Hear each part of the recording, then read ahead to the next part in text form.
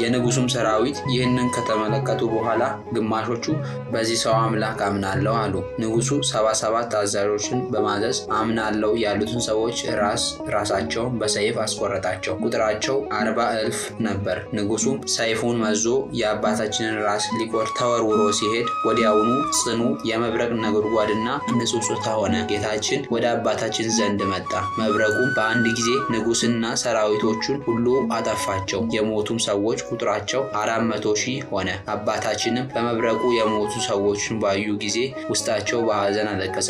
ነፍሳቸው የጽልመት መላእክት ወደ ገሃነም እሳት ሲያወርዳቸው ተመልክተዋልና።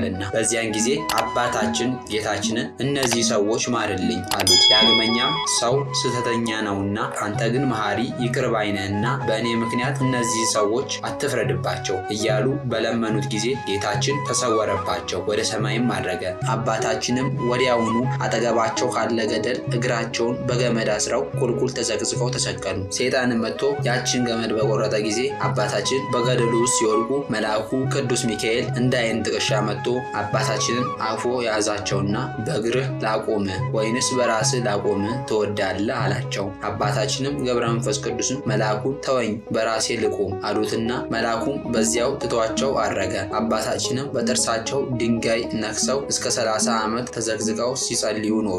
ናላቸው ሁሉ ፈርሶ አለቀ። አንጀታቸው ፈሰሰ፣ እንደ እንጨት እርፊትም ሆኑ። ከ30 ዓመት በኋላ ጌታችን 7ቱ ሊቃነ መላእክት እናቱን ድንግል ማርያምን አስከትሎ ወደ አባታችን መጣና 3 ጊዜ በስማቸው ጠርቶ እነዚህ ከሃዲዎች ምሬልሃለሁ አላቸው።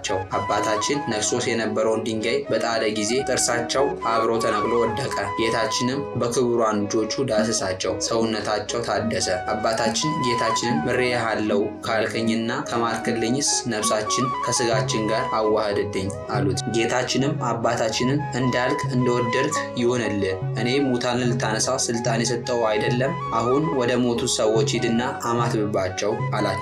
ወደ ሰማይም አረገ።